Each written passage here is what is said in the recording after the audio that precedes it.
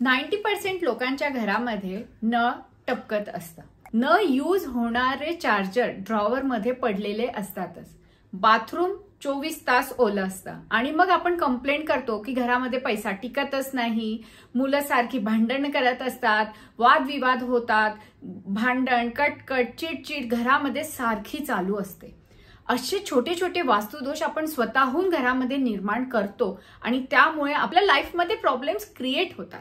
ते कोणकोणते वास्तुदोष आपण निर्माण करतो चला तर बघूया. बऱ्याचदा मी बघितलेलं आहे घराच्या एंट्रीला मिरर असतो म्हणजे आरसा. एंट्रीला आरसा कधीही नको, हा एक वास्तुदोष आहे. तुम्ही त्याला वॉलपेपर आणा, वॉलपेपरने झाकून द्या.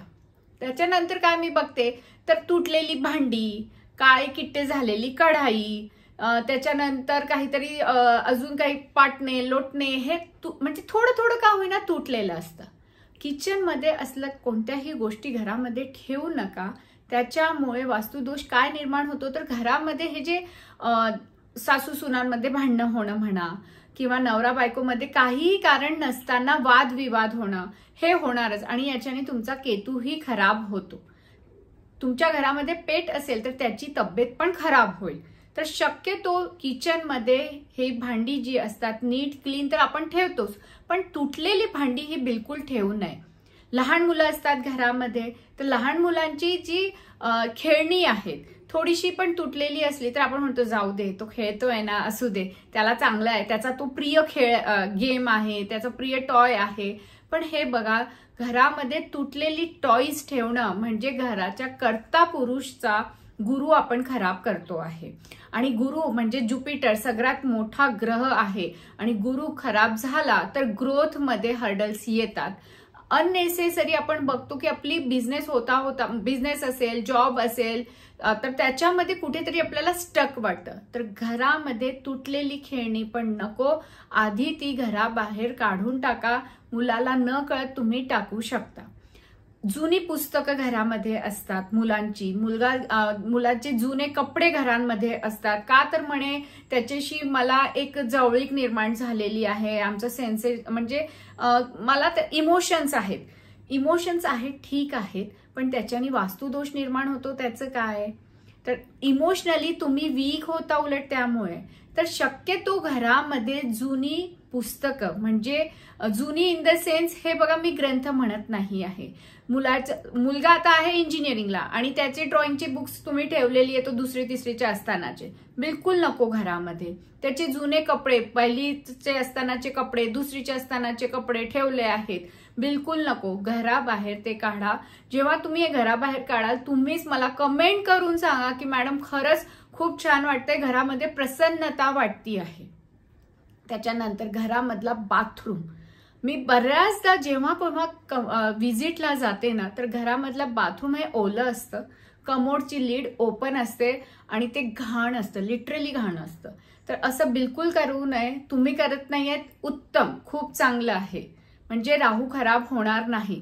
ज्या घरामध्ये बाथरूम हे ऑलवेज क्लीन ड्राय असतं आणि कमोड हा नीट क्लीन असतो आणि त्याची लीड बंद असेल तर राहू तुम्हाला त्रास देणार नाही. त्याच्यामुळे घरामध्ये शांतता निर्माण होईल. तर ऑलवेज लक्षात ठेवा, बाथरूम म्हणजे लोकांना घरामध्ये आपल्या मेंबर्सला एक सवयच टाकून द्या, आंघोळ झाल्यानंतर वाईप करायचंय बाथरूमला, म्हणजे ते नीट अँड क्लीन असणार आहे. त्याच्यानंतर काय तर पाणी टपकणे. पाणी म्हणजे काय तर तुम्हालाही माहिती, मी बऱ्याचदा सांगितलंय, लिक्विडिटी कॅश फ्लोनी हे आपण त्याला बघतो.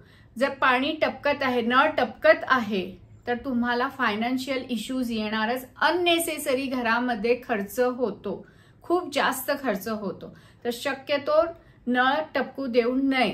अशाच प्रकारे घरामध्ये मी बऱ्याचदा बघते ड्रॉवरमध्ये अनयुज्ड म्हणजे जुने आपले चार्जर पडलेले असतात.